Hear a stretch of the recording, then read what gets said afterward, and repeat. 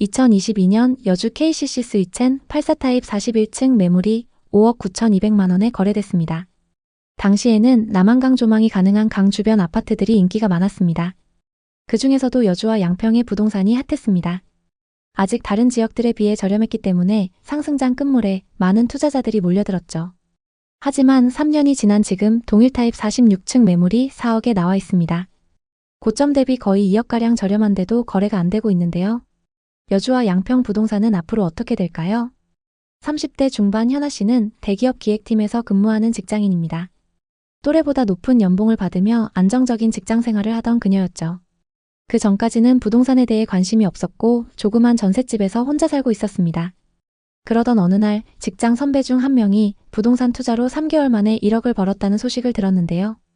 그때부터 그녀는 부동산에 관심을 갖기 시작했습니다. 당시 주변에서 부동산으로 돈을 벌었다는 얘기가 계속 들려왔기 때문에 그녀는 온통 부동산 투자에 대한 생각밖에 없었습니다. 스마트폰으로 유튜브와 블로그를 뒤지며 부동산 공부를 시작했습니다. 주변 지인들이 집을 샀다는 소식을 들을 때마다 불안했어요. 저는 제자리인데 지인들은 집값이 몇 억씩 올랐다고 하더라고요. 뭔가 제가 뒤처지고 있다는 느낌이 강하게 들었어요. 그녀의 자산은 월세 보증금을 포함해 1억 5천만 원 정도. 서울이나 수도권의 아파트는 그녀의 자본으로는 절대 불가능해 보였습니다. 청약은 치열한 경쟁 속에서 떨어지기 일쑤였고 그녀에게는 희망 고문처럼 느껴졌습니다. 그러던 어느 날 부동산 커뮤니티에서 강조망 아파트 단돈 1억이라는 단어를 발견했습니다. 역세권, 신축 아파트, 브랜드, 그리고 무엇보다 지금이 마지막 기회라는 온라인의 뜨거운 분위기가 그녀의 마음을 사로잡았습니다. 여주 남한강변에 위치한 2020년식 신축 아파트였습니다.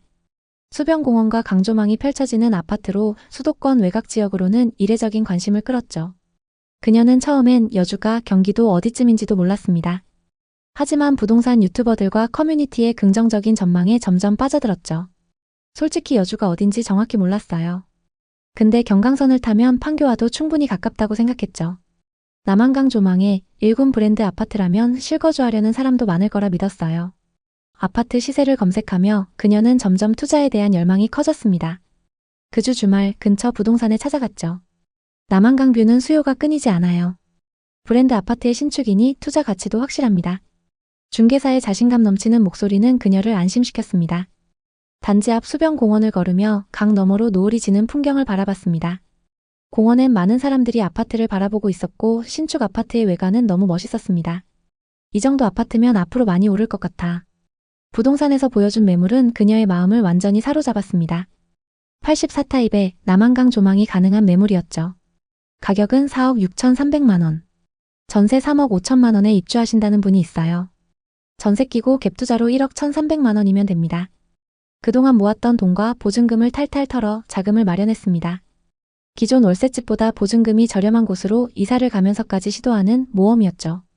부동산 공부를 시작한 지 1년도 채 되지 않았지만 요즘 갭투자는 다 하니까 괜찮겠지 라는 생각이 두려움을 덮었습니다. 계약서를 작성하며 그녀는 설렘과 긴장이 뒤섞인 미소를 지었습니다. 이제 나도 부동산 투자로 시드머니를 늘릴 거야. 계약 후 2달 뒤 잔금을 해결하러 부동산에 들렀습니다. 고객님 축하드려요. 벌써 1,500만 원 올랐어요. 같은 조건의 매물이 4억 7,700만 원에 거래가 됐던 거죠. 1억 1,300만 원을 넣고 2달 만에 1,500만 원을 벌었네. 수익률 10%가 넘잖아. 대박이다. 지인들과 가족들에게도 이 소식을 전했죠. 다들 너무 축하해줬고 그녀의 절친인 하늘님에게도 여주 부동산을 소개해줬습니다. 너도 저축만 하지 말고 투자해. 금방 돈 벌 수 있어. 그렇게 현아님은 레버리지 투자의 고수가 된 기분이 들었습니다. 당시 유튜브, 블로그, 커뮤니티는 각종 호재로 들썩였습니다. 여주는 경기도에서 가장 저평가된 지역이다. 경강선 호재에 강변 프리미엄까지 무조건 오른다. 신축 아파트는 하락할 일이 없다. 현아님도 이 말들을 굳게 믿었습니다. 그녀는 매일 밤 스마트폰으로 부동산 폭등 뉴스를 확인하며 행복했습니다. 하지만 2022년 말 이후 부동산 시장은 급격히 냉각되었습니다. 기준금리 인상으로 대출 부담이 커졌고 전세 수요는 급감했죠. 수도권 외곽으로 몰렸던 투자 수요도 빠르게 빠져나갔습니다. 여주의 아파트는 급격히 하락하기 시작했습니다. 현아님이 4억 6,300만 원에 매수했던 같은 타입의 물건이 3억 초반에 거래됐습니다. 심지어 최저가는 2억 9,900만 원이었는데요. 그럴 리 없다고 생각했어요. 신축이고 강조망까지 있는데 그렇게까지 떨어질 거라고는 상상도 못했죠. 급한 마음에 여러 중개사무소에 전화했지만 돌아오는 답변은 한결같이 냉정했습니다. 여주는 지금 매수세가 없어요. 그나마 신축이라 그 정도인 거예요. 전세도 요즘 너무 떨어졌어요. 그녀는 매일 밤 시세를 확인하며 불안에 떨었습니다. 이제라도 팔아야 하나 고민했지만 손실을 감당할 자신이 없었죠. 그녀는 잠을 이루지 못하며 후회와 불안 속에서 시간을 보냈습니다. 전세 재계약 시점이 다가왔고 전세 시세는 3억 5천만 원에서 2억 7천만 원으로 하락했습니다. 임차인을 구하기 어려운 상황에서 이 금액에라도 전세를 주지 않으면 버틸 수 없었습니다. 돌려줄 전세 보증금 8천만 원을 마련하기 위해 신용대출과 마이너스 통장, 그리고 갖고 있던 차까지 담보로 대출을 받았습니다. 현아님은 처음으로 이 투자에서 빠져나올 수 없다는 공포를 느꼈습니다. 대출에 대한 부담감에 업무 스트레스가 그녀를 짓눌렀습니다. 월급이 들어와도 내 손에 남는 게 별로 없어요. 매일 새벽같이 나가서 야근하고 늦게 돌아오고 집에 와서도 시세만 확인하며 잠들어요. 이게 무슨 삶인가 싶어요. 그녀는 점점 지쳐갔습니다. 친구들과의 만남도 줄었고 직장 동료들과의 대화에서도 웃음이 사라졌습니다. 부동산 투자로 더 나은 삶을 꿈꿨던 그녀는 오히려 더 깊은 수렁에 빠져들고 있었죠. 그렇게 버틴 지 2년째. 최근 집값이 다시 들썩이고 있다는 소식을 듣고 여주에 방문했습니다. 최근 10층 매물이 3억 8천만 원 정도에 거래됐어요. 이것도 많이 오른 겁니다. 아직도 본전까지 회복하려면 많이 남았지만 최저가였을 때를 생각하면서 마음을 다잡고 있습니다. 이런 투자 사례는 현아님만 경험한 게 아닙니다. 당시 여주와 양평 등 남한강변 주변 부동산에는 많은 사람들이 뛰어들었는데요. 그들은 지금 어떻게 됐을까요? 또 이 지역들의 현재 분위기는 어떨까요? 지금부터 더 자세히 살펴보겠습니다. 금리 인상 이후 투자자들이 서울 및 경기 핵심 지역으로 이동하면서 양평과 여주에서 투자 수요가 빠져나갔습니다. 상승장에는 법인과 다주택자들이 세금 절감 목적으로 외곽 지역 아파트를 매수했지만 이후 정부의 정책으로 보유세, 양도세 부담이 증가했습니다. 이로 인해 보유 물량을 정리하는 사람들이 늘어났고 매물도 빠르게 증가했습니다. 양평 여주 아파트 가격은 얼마가 적당한 걸까요? 지금부터 이 지역들의 부동산 지표를 확인해보고 현재 아파트 시세가 적당한지 앞으로 더 떨어질지 판단해보겠습니다. 먼저 최고가에 거래됐던 아파트를 찾아보고 이 아파트의 현재 시세를 확인해보겠습니다. 고점 대비 얼마나 하락했을까요? 우선 5억 9,200만 원까지 거래됐었던 여주의 아파트부터 살펴보겠습니다. 여주시 천송동에 위치한 KCC 스위첸입니다. 이 아파트는 2019년식 388세대 최고 49층 신축 대단지 아파트입니다. 남한강변에 위치하고 있고 신축 초고층 단지이기 때문에 전세와 월세 수요가 높습니다. 단지 인근에 시민공원과 출렁다리 조성 공사가 예정되어 있고 상업시설이 늘어나면서 생활 인프라도 좋아지고 있습니다. 84타입의 분양가는 2억 9천만 원이었고 22년 최고가 5억 9,250만 원에 거래됐습니다. 상승장일 때 분양가에서 3억이나 상승했습니다. 이 아파트의 현재 시세는 어떨까요? 최근 거래 내역을 보면 32층 매물이 3억 7천만 원에 거래되면서 고점 대비 37% 하락했는데요. 거래 현황을 보면 상승장에서 최고가에 거래된 이력이 있습니다. 여주 KCC 스위첸 101동 4102호이고 84타입입니다. 매매가 5억 9,250만 원에 거래됐는데요. 서울에 거주하는 30대 투자자가 상승장 끝물에 매수했습니다. 5억 9,200만 원에 거래됐던 매물하고 최근 3억 7천만 원에 거래된 매물은 같은 타입 매물입니다. 다만 각각 32층과 41층으로 층수가 좀 차이 납니다. 층수별 시세를 비교해 보겠습니다. 최고가 매물은 41층 고층 매물이고 최근 하락 거래된 매물은 32층 매물입니다. 두 거래로만 보면 37% 하락하긴 했지만 40층 이상 매물의 시세가 조금 더 높습니다. 동일한 고층 기준으로 얼마나 빠졌는지 확인해 보겠습니다. 현재 103동 19층 매물이 3억 8천만 원에 나와 있고 103동 43층 매물이 4억 3천만 원에 나와 있습니다. 40층 이상 매물이 시세가 약간 높긴 하지만 아직 최고가에 비해서는 1억 6천만 원 이상 저렴한 상황입니다. 고층 매물이 얼마에 거래되는지 지켜보시면 좋을 것 같습니다. 다음은 양평에 위치한 휴먼빌 리버파크 어반을 보겠습니다. 2023년 입주한 신축 아파트로 일대에서 주목받고 있습니다. 청약 이후 상승장과 맞물리면서 분양권 거래가 급증했는데요. 경의 중앙선 양평역과 가깝습니다. 또 남한강 조망에 갈산공원 접근성도 좋아서 생활 인프라가 좋습니다. 84타입의 분양가는 평균 3억 8천만 원이었고 21년 최고가 5억 7,100만 원에 거래됐습니다. 상승장일 때 분양권에 프리미엄이 2억가량 붙어서 거래됐습니다.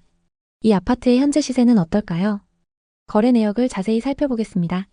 최근 16층 매물이 4억 800만 원에 거래되면서 고점 대비 28%나 하락했는데요. 정말 이 정도로 많이 하락했을까요? 상승장에서 거래 현황을 보면 최고가에 거래된 이력이 있습니다. 휴먼빌 리버파크 어반 103동 1802호이고 84타입입니다. 매매가 5억 7,100만 원에 거래됐는데요. 양평에 거주하는 30대 투자자가 실거주 목적으로 상승장 끝물에 매수했습니다. 상승기 때 18층 매물이 5억 7,100만 원에 거래됐었습니다. 최근 16층 매물이 4억 800만 원에 거래되면서 1억 6천만 원이나 하락했습니다. 층수는 거의 비슷하기 때문에 타입별 시세를 비교해 보겠습니다. 우선 5억 7,100만 원에 거래됐던 매물은 이 아파트의 84A 타입 매물입니다. 그리고 최근 4억 800만 원에 거래된 매물은 84B 타입 매물입니다. 이 아파트 84타입은 타입별로 금액 차이가 거의 안 납니다. 현재 102동 중층 매물이 4억 1천만 원에 나와 있고 102동 고층 매물은 4억 2천만 원에 나와 있습니다. 고층 매물 기준 고점 대비 1억 5천만 원 정도 하락해 있는 상황입니다. 이 다음으로 여러분이 확인하셔야 되는 건 이 지역의 분양 아파트 시세입니다. 분양 아파트의 경우 시세 반영이 빠르기 때문에 지역의 분위기를 파악하기 위해서는 반드시 확인하셔야 합니다. 그럼 이제 양평과 여주의 분양 아파트 분위기를 살펴보겠습니다. 현재 분양권 시세는 어떨까요? 청약 당시 74타입 경쟁률 1.2대 1을 기록했던 양평의 분양 아파트를 보겠습니다. 휴먼빌 아틀리에입니다. 74타입 평균 분양가 4억 4천만 원대로 분양을 했는데요. 현재 분양권 시세는 어떨까요? 경의 중앙선 양평역과 남한강 인근에 위치한 단지로 얼마 전 입주를 완료했습니다.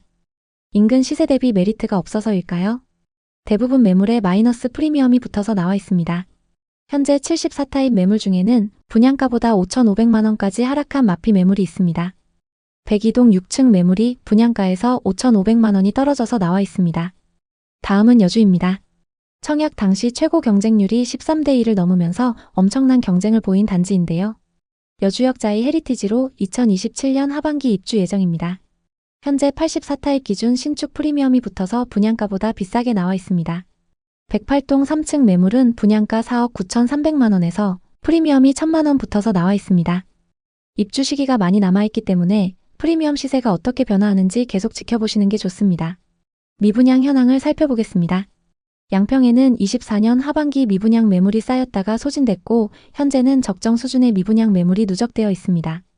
여주에는 21년 이후 계속 미분양 매물이 없었는데요. 신축 아파트가 계속 부족한 상황입니다. 그럼 공급은 어떨까요? 양평에는 2023년 수요에 비해 5배 많은 아파트가 공급됐습니다. 25년부터 계속 신축 아파트 공급이 적은데요. 신축 공급이 적고 누적된 미분양 매물도 적기 때문에 신축 아파트가 귀한 상황입니다. 여주의 상황도 비슷합니다. 27년까지 아파트 공급이 많이 부족한데요. 여주역 인근과 천송동에 몰려있는 신축 아파트의 매매 가격이 상승할 가능성이 있습니다. 전세와 매매 가격 지수는 두 도시 모두 전세 지수가 눈에 띄는데요. 양평의 경우 매매 지수가 하락 이후 보합을 유지하고 있고 전세 지수는 상승폭이 커지고 있습니다. 여주는 매매 지수 하락세가 계속되고 있는 반면 전세 지수는 23년 말부터 상승세를 탔습니다. 역 주변 신축 아파트들의 전세 가격 상승이 그대로 보여지고 있습니다. 현재 지역 전반적인 분위기는 좋지 않지만 양평과 여주 중에서도 역세권이나 강변 인근의 고층 아파트들은 전세 가격이 상승하면서 매매 가격도 저점을 다지고 있습니다. 다만 과도한 대출로 단기 시세 차익을 노리고 접근하는 것은 위험하며 입지가 좋은 지역과 호재 진행 상황을 철저히 분석해야 합니다.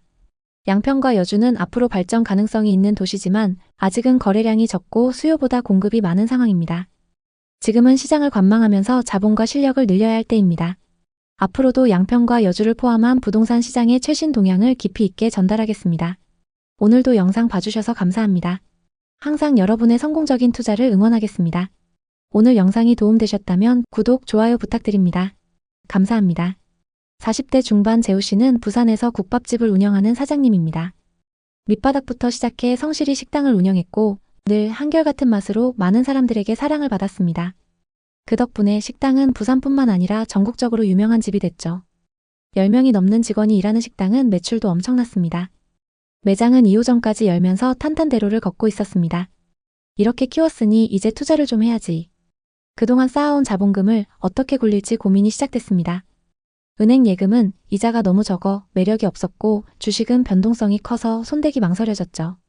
그러던 어느 날 모임에서 우연히 부동산 투자로 큰돈을 벌었다는 지인의 이야기를 들었습니다.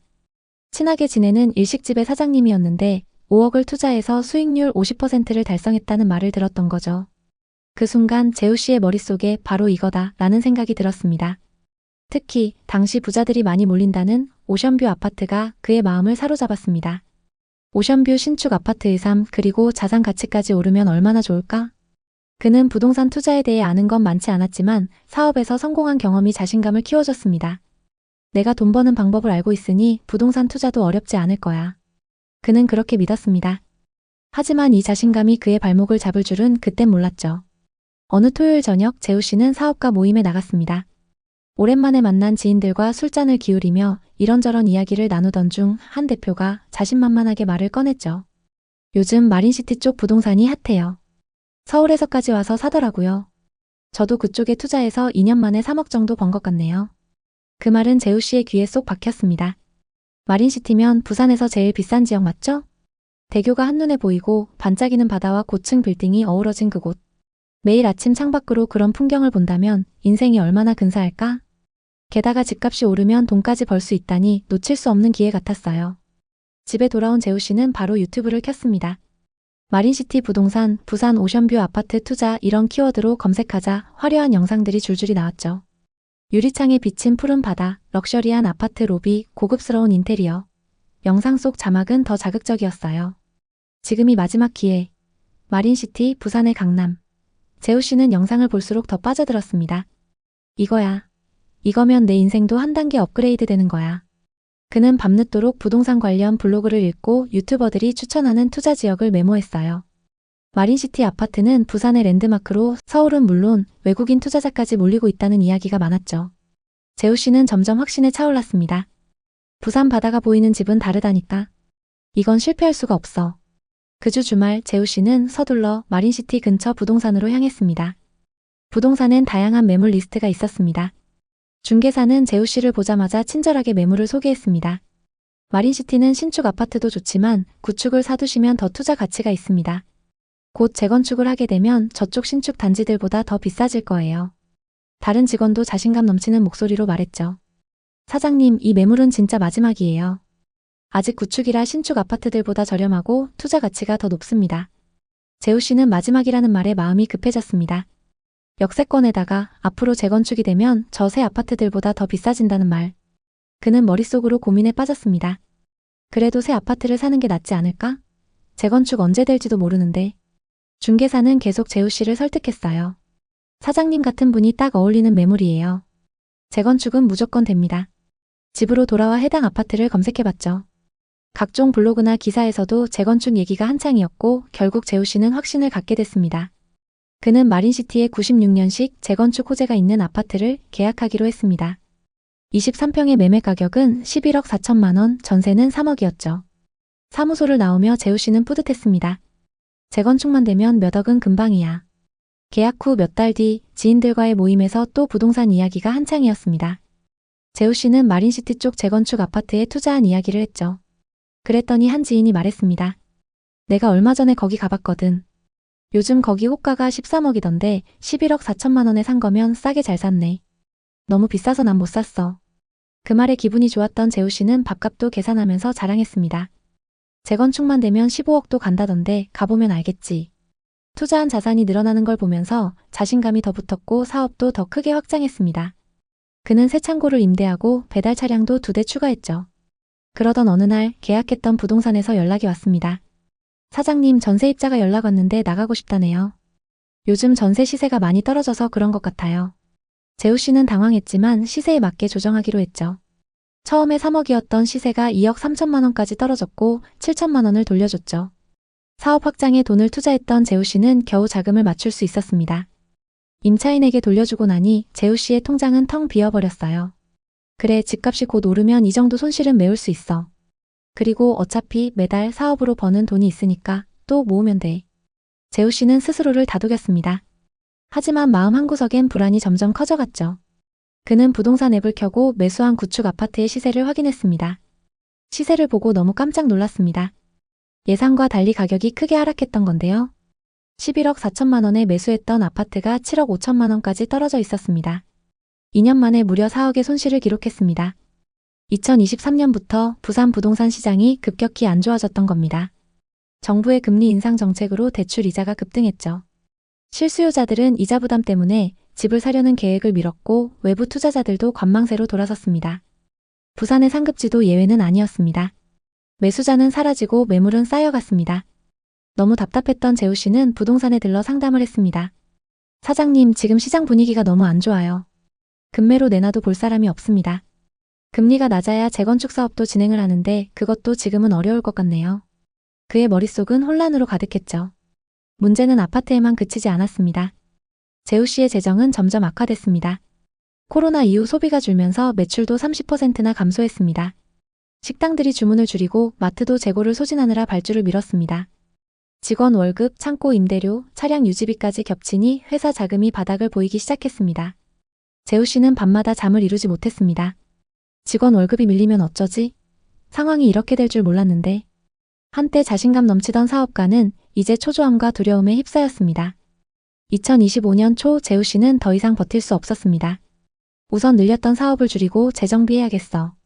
결국 확장했던 창고와 차량을 줄였습니다. 손실이 만만치 않았지만 아파트를 파는 것보다는 유리했기 때문에 어쩔 수 없었습니다. 재우 씨는 통장 잔고를 보며 한숨을 내쉬었습니다. 무리해서 부동산 투자하고 사업을 확장하는 게 아니었는데 우선 재우 씨는 회사를 다시 일으키는 데 집중했습니다. 새벽 어시장에서 생선을 고르고 오후엔 회계장부를 꼼꼼히 살폈습니다. 밤에는 협력업체를 직접 발굴하며 회사 안정화에 힘썼습니다. 최근 동일 조건의 매물들이 7억 후반, 8억 초반에 나오고 있습니다. 아직도 손실이 3억 이상으로 크지만 마음을 다잡고 사업에 몰두하고 있습니다. 다시 벌면 돼. 앞으로 절대 무리하지 않아. 재우 씨의 사례는 갭 투자와 재건축 투자의 위험성을 동시에 보여주는 대표적인 사례입니다. 이 사례 말고도 부산광역시에는 많은 투자 실패 사례가 있습니다. 부산에 대체 무슨 일이 일어나고 있는 걸까요? 전반적인 분위기와 또 다른 하락 사례들을 하나씩 살펴보겠습니다. 2025년 부산 부동산 시장은 신축 아파트 미분양과 구축 아파트 가격 하락이 겹쳐 좀처럼 상승 전환이 안 되고 있습니다. 특히 마린시티와 해운대 같은 고급 주거지의 프리미엄 아파트마저 큰 폭으로 하락하고 있습니다.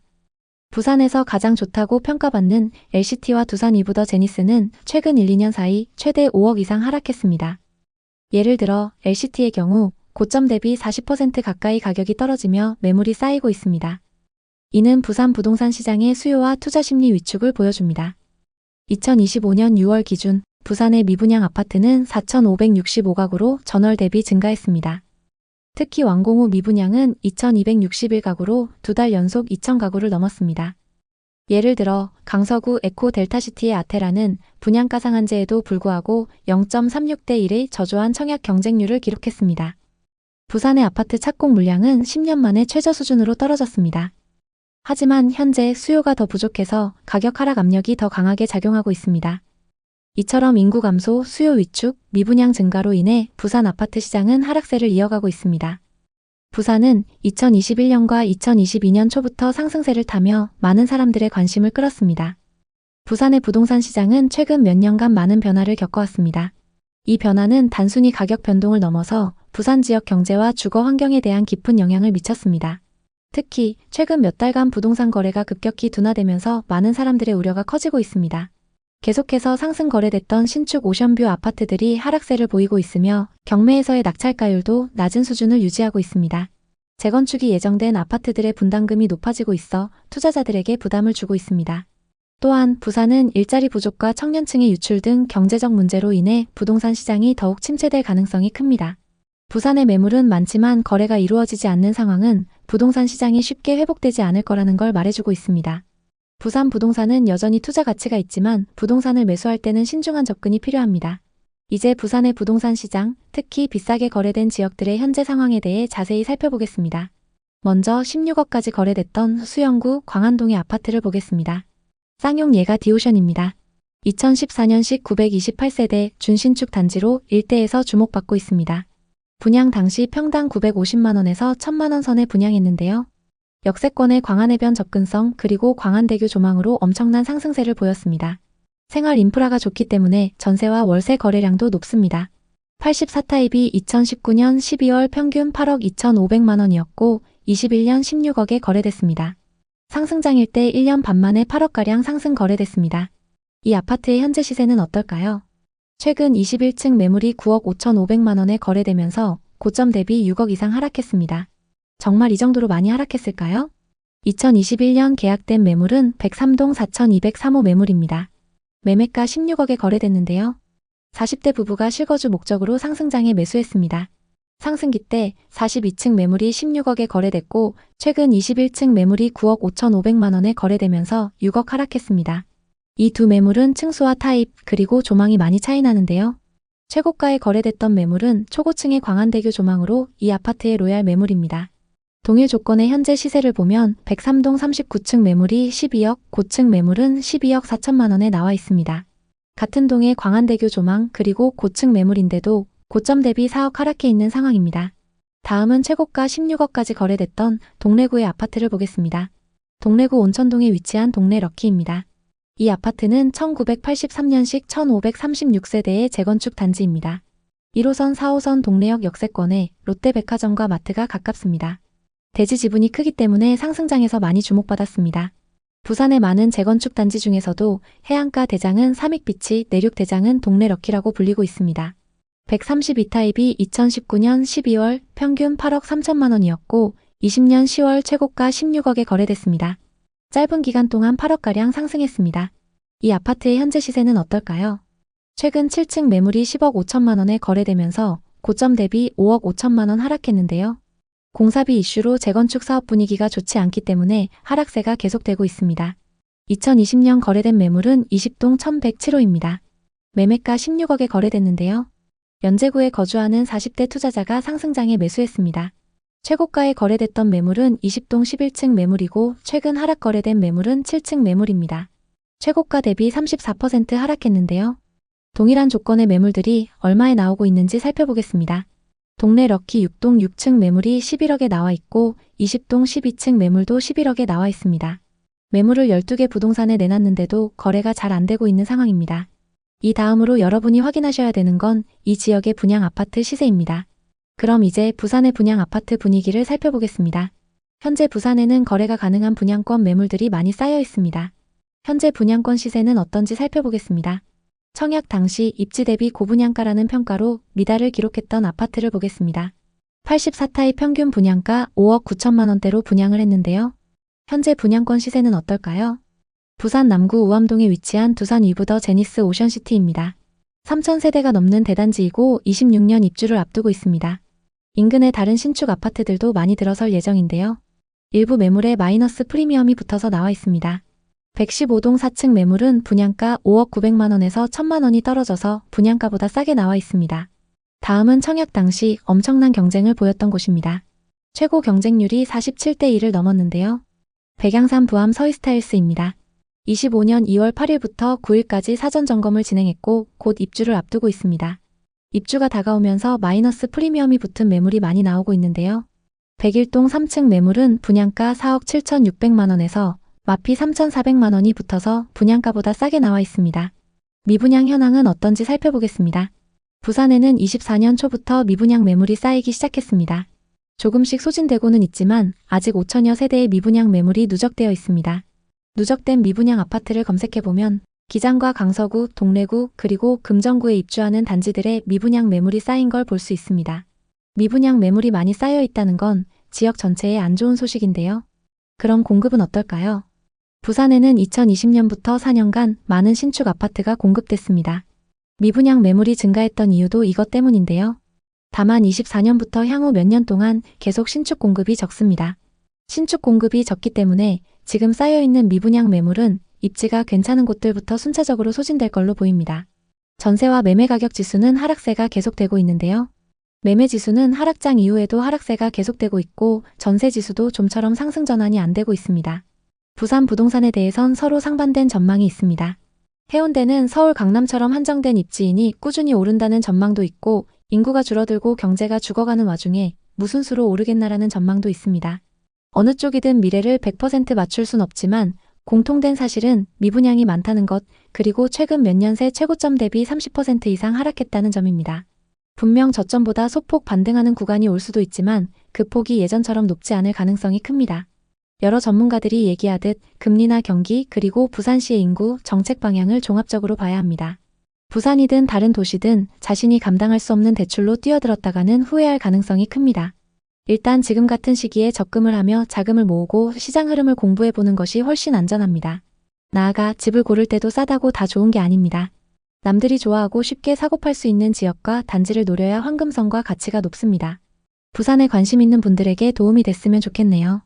오늘도 영상 봐주셔서 감사합니다. 항상 여러분의 성공적인 투자를 응원하겠습니다. 오늘 영상이 도움되셨다면 구독, 좋아요 부탁드립니다. 감사합니다. 지난 상승장 평택의 부동산 시장은 폭등 그 자체였습니다.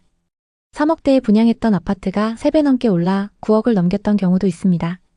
그때 결혼 5년 차인 승호 씨네 부부는 부동산 공부에 한창이었습니다.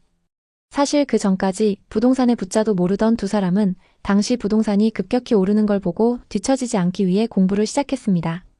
그렇게 시간 날 때마다 유튜브와 블로그 각종 서적을 뒤지며 부동산 투자 공부를 하고 있었습니다. 그러던 어느 날 한 영상을 보게 됐는데요. 이 지역에 투자하면 무조건 돈 벌 수 있습니다. 각종 호재가 눈에 들어왔고 부동산 전문가는 말했습니다. 지금이 부동산 투자의 마지막 기회. 고덕 신도시와 지제역 그리고 브레인시티. 평택에서 기회를 노려보세요. 하나같이 부동산 투자 심리를 자극하는 문장들이었습니다. 그 당시 대학 동기와 회사 동료들도 다들 부동산 이야기를 하며 자랑하기 바빴습니다. 아내 유연님과 대학 친구인 미니님은 신혼 때 무리해서 샀던 서울 아파트가 벌써 2억이나 올랐다며 부동산 시세 그래프를 보여줬습니다. 앞으로 서울 집값은 계속 오를 것 같다라는 미니님의 말에 유연님은 마음속에 불안감이 커졌습니다. 우리는 지금 전세 살고 있는데 계속 이렇게 살아도 되는 건가? 당시 부부는 저렴한 구축 아파트의 전셋집에서 월급을 저축하며 투자 기회를 노리고 있었습니다. 매번 떨어지는 신혼부부 전용 청약에 지쳐 있었죠. 하지만 서울 수도권의 아파트 가격은 이미 그들이 모아놓은 돈으로는 꿈도 꾸기 어려운 수준이었죠. 이대로라면 평생 집 한 채 못 사겠구나 라는 불안이 부부의 마음을 짓눌렀습니다. 하지만 2%대 저금리 주택담보대출을 활용하면 부동산 투자가 불가능한 꿈만은 아니었습니다. 지인들의 성공담과 커뮤니티의 상승론에 휩싸인 부부는 점점 더 크게 투자에 대한 욕심이 생겼습니다. 밤낮을 가리지 않고 부동산 관련 자료를 검색했죠. 수도권 구축 급매, 부동산 투자 방법, 소액 투자. 머릿속은 온통 부동산으로 가득했습니다. 그러던 중 유튜버의 말 한마디가 부부의 투자 심리를 자극했습니다. 지금 갭 투자로 시드머니를 늘리고 갈아타기를 하면서 점점 서울 쪽으로 이동하세요. 어느 토요일 저녁 부부 동반 모임에 나갔습니다. 오랜만에 만난 지인들과 술잔을 기울이며 이런저런 이야기를 나누던 중 한 부부가 자신만만하게 말을 꺼냈죠. 요즘 오산이랑 평택 쪽 부동산이 핫해요. 서울에서까지 와서 사더라고요. 저희도 그쪽에 투자해서 2년 만에 3억 정도 번 것 같네요. 그 말은 이들의 귀에 쏙 박혔습니다. 갭 투자하면 투자 금액도 별로 안 들어가요. 어차피 전세 가격도 계속 올라서 걱정할 것도 없어요. 전세 끼고 사뒀다가 집값이 오르면 팔고 더 좋은 집을 살 수 있다니. 이건 기회 같았죠. 그들은 결심했습니다. 그래, 갭 투자라면 우리도 할 수 있어. 부부는 수도권 근교, 특히 경기 남부, 동탄이나 평택, 오산 위주로 매물을 살펴봤습니다. 서울에서 그렇게 멀지 않고 잘 아는 지역들이었죠. 그들은 주말마다 부동산 중개업소와 분양 홍보관을 돌며 정보를 모았습니다. 그러던 중 한 부동산 사장이 자신감 넘치는 목소리로 말했습니다. 평택은 앞으로 경기도를 대표하는 도시가 됩니다. 지금 전세 끼고 사면 소액으로도 아파트 한 채 살 수 있어요. 2년 뒤엔 최소 2억은 오릅니다. 평택은 앞으로 동탄처럼 오릅니다. 곧 신도시가 완성되고 삼성이 확장하면 더 뜰 거예요.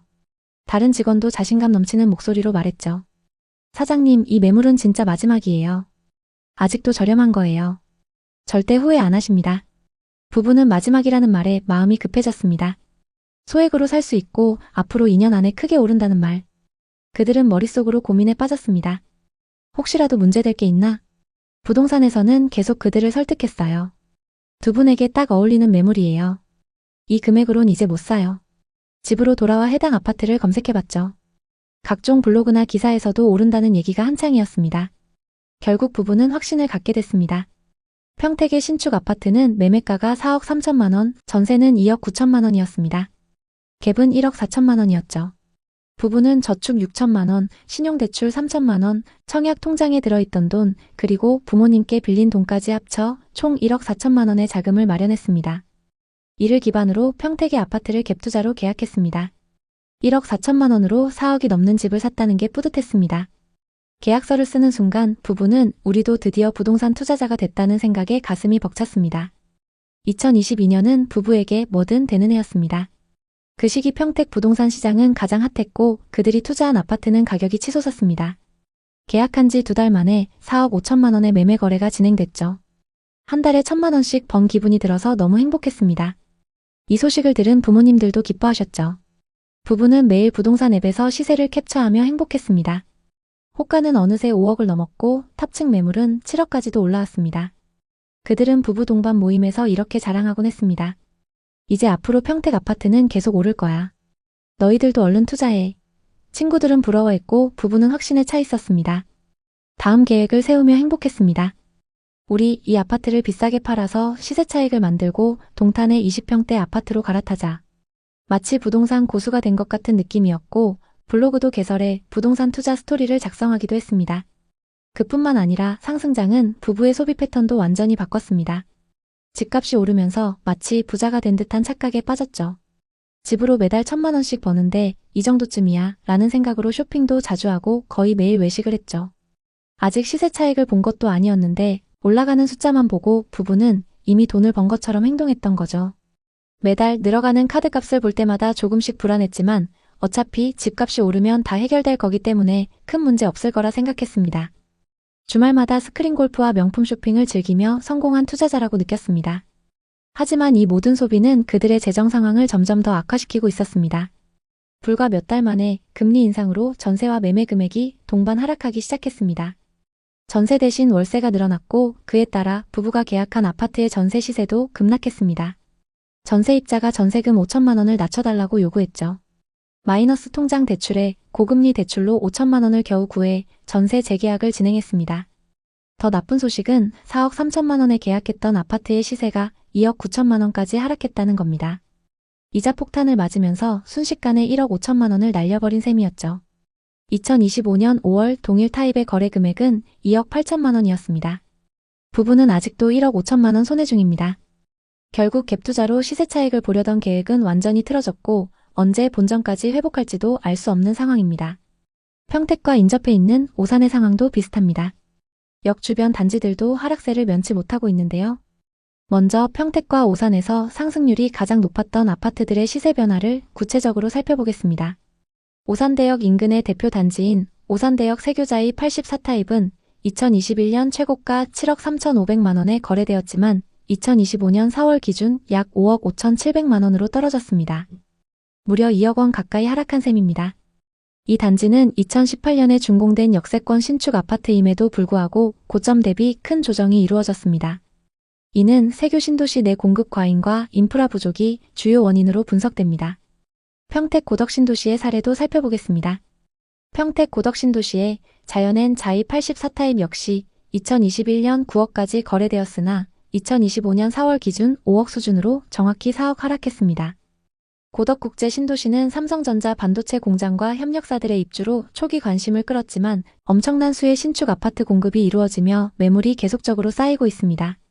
이로 인해 추가 하락 가능성이 제기되고 있는 상황입니다. 그렇다면 오산과 평택의 부동산 시장이 왜 이렇게 하락했을까요?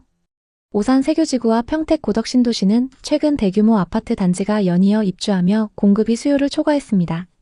특히 평택 고덕 신도시는 단기간 내 2만 세대 이상의 아파트가 공급되며 시장에 부담을 주었습니다. 오산 세교 역시 신축 아파트 단지가 계속 들어서며 매물 증가로 가격 조정이 이루어지고 있습니다. 이러한 공급 과잉은 단기적으로 가격 하락을 부추겼습니다. 오산 세교는 상업시설과 생활 인프라가 부족한 점도 큰 단점으로 꼽힙니다. 대형 병원, 대형 마트, 문화시설 등이 부족해 주민들이 오산 원도심이나 인근의 수원, 용인, 화성으로 이동해야 하는 불편함이 있습니다. 예를 들어 세교지구 주민들은 대형 병원을 가기 위해 차로 3-40분 거리를 이동해야 합니다. 평택 고덕 신도시도 비슷한 문제를 안고 있습니다. 고덕 중심부는 상업시설과 병원이 점차 확충되고 있지만 외곽 지역은 여전히 인프라가 미비합니다. 이는 주거 편의성을 떨어뜨리고 수요가 고덕 중심지로만 몰리는 양극화 현상을 낳고 있습니다. 또 오산과 평택은 수원, 광교, 용인, 화성, 동탄 등 인근 도시들과 치열한 경쟁을 벌이고 있습니다. 특히 광교와 동탄은 교통, 교육, 상업, 의료 등 인프라가 잘 구축되어 있어 젊은 층과 신혼부부들에게 인기가 많습니다. 반면 오산과 평택은 상대적으로 인프라가 덜 발달해 경쟁력이 떨어지고 이로 인해 부동산 시장 회복이 더딘 상황입니다. 물론 좋은 점도 있습니다. 오산 세교지구는 깔끔한 신도시 환경과 가성비 좋은 아파트로 주목받고 있습니다. 현재 세교지구에는 자이, 힐스테이트, 레미안 등 브랜드 아파트가 다수 입주해 있으며 가격은 여전히 매력적입니다. 예를 들어 세교지구의 국민평형 아파트는 현재 4억에서 5억대의 매물로 나오고 있습니다. 이는 인근 수원이나 용인, 동탄에 비해 훨씬 합리적인 가격입니다. 그리고 세교지구의 상가 공실률은 놀라울 정도로 낮습니다. 이는 임대료가 상대적으로 저렴하고 주민들이 지역 내에서 소비하며 활발히 생활하고 있다는 증거입니다. 오히려 광교나 동탄의 상권은 활성화에 어려움을 겪고 있어 세교의 상권이 상대적으로 안정적임을 알 수 있습니다. 한 30대 신혼부부는 초등학교와 유치원이 도보거리에 있어 아이 키우기에 정말 좋아요. 동네가 조용하고 공기도 맑아서 만족스럽습니다. 라고 전했습니다. 하지만 의료와 상업시설 부족은 공통된 불만이었습니다. 50대 주민부는 무릎 통증 때문에 물리치료를 받으려면 시내까지 40분씩 걸려요. 대형 병원이 없어서 아쉬워요. 라고 토로했습니다. 다만 희망적인 소식도 있습니다.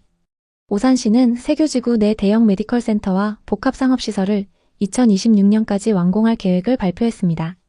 또 다른 주민은 곧 병원이 들어온다고 들었어요. 상가가 더 활성화되면 좋을 것 같아요. 라며 기대감을 드러냈습니다. 세교지구의 한 부동산 사무소에서 만난 김모 공인중개사는 세교는 오산의 강남이에요. 오산천이 흐르고 동탄과 용인으로의 교통 접근성이 좋아 젊은 층이 많이 찾죠. 라고 말했습니다. 현재 아파트 거래는 다소 주춤하지만 4억 5억 원대의 적정 가격 매물은 빠르게 소진되고 있다고 했는데요. 그분은 집값이 급등하지 않고 물가 상승분 정도만 반영돼 실수요자들에게 좋은 기회예요. 장기적으로 인프라가 개선되면 가치가 더 오를 겁니다. 라며 상승을 전망했습니다. 평택은 오산과 달리 글로벌 기업들이 몰려드는 산업 중심지입니다. 고덕신도시를 중심으로 삼성전자 반도체 공장과 협력사들의 입주가 이어지며 일자리 창출이 꾸준합니다.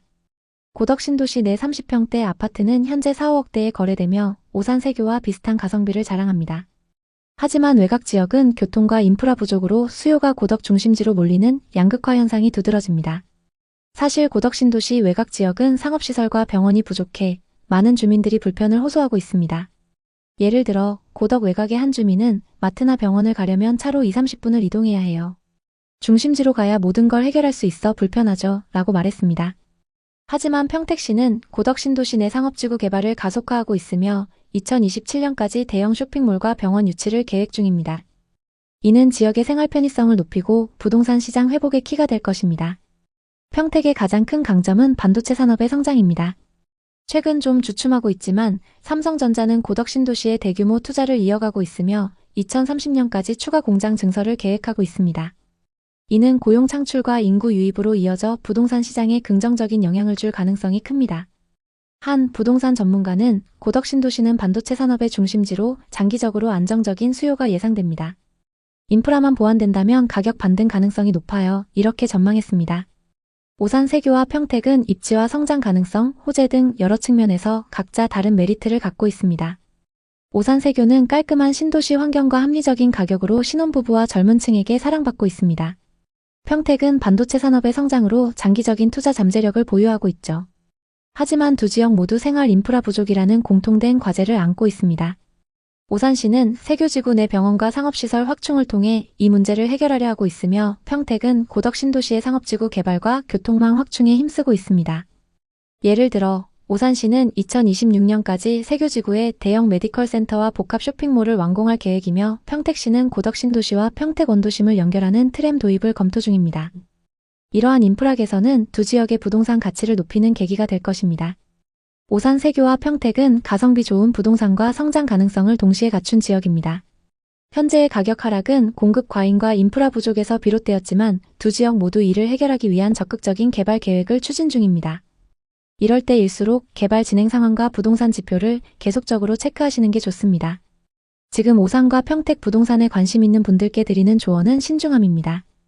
과도한 대출로 무리하게 매수하는 것은 위험하며 입지가 좋은 지역과 호재 진행 상황을 철저히 분석해야 합니다. 지금은 시장을 관망하면서 자본과 실력을 늘려야 할 때입니다. 앞으로도 오산과 평택을 포함한 부동산 시장의 최신 현황을 빠르고 정확하게 전달하겠습니다. 오늘 영상이 도움이 되셨다면 구독과 좋아요 부탁드립니다. 여러분의 성공적인 부동산 투자를 항상 응원합니다. 감사합니다. 8억 8천만 원. 천안의 불당 호반 서밋 84타입 거래 금액입니다. 2021년에 최고가를 찍었죠. 7억 8,500만 원. 아산 탕정역 앞 지웰시티 2단지 84타입 거래 금액입니다. 그때 천안 아산에는 호가가 10억을 넘는 곳들도 있었습니다. 2025년 현재 그 아파트들은 어떻게 됐을까요? 2021년 다현님은 삼성전자 동탄 사업장에 다니는 30대 중반 직장인이었습니다. 아침이면 가까운 거리로 출근하고 저녁이면 동탄의 카페와 음식점에서 보내는 시간은 다현님에게 소소한 행복이었습니다. 하지만 그녀의 마음 한구석에는 늘 불편함이 있었습니다. 대학 동기나 직장 동료들이 비싼 아파트를 소유하며 자산을 불려가는 모습을 볼 때마다 부러웠죠. 오피스텔에 혼자 사는 다현님은 생활은 편리했지만 집이 없다는 불안정함은 그녀를 늘 불편하게 했습니다. 나도 언젠가 내 집을 마련해야지. 하지만 당시 동탄의 집값은 이미 너무 많이 올라 있었습니다. 그래서 동탄의 내 집 마련은 다현님에겐 꿈같은 얘기였죠. 남들이 투자해서 돈 벌었다는 얘기만 듣고 있었습니다. 그러던 어느 날 유튜브 영상을 보게 됐죠. 영상 속 부동산 전문가는 천안의 아파트를 추천했습니다. 단돈 5천만 원으로 아파트를 살 수 있어요. 갭투자의 성지 천안으로 오세요. 부동산 투자 공부를 하며 분양권과 갭투자에 어느 정도 지식이 쌓였던 다현님은 당시 비교적 가격이 저렴했던 천안과 아산 지역에 관심이 갔습니다. 마침 친한 친구 승희님이 천안 분양권에 투자해서 1억 이상 수익을 내고 있다는 소식을 들었습니다. 그래서 승희님께 연락해 천안의 부동산을 소개받았습니다. 바로 천안 불당동에 있는 부동산에 방문했죠. 고객님, 이거 지금 놓치면 분명 후회합니다. 현금 얼마 안 들어요. 내년이면 투자 금액 이상으로 법니다. 부동산 실장의 말에 다현님은 솔깃했습니다. 맞아, 지금 아니면 영원히 못 살지도 몰라.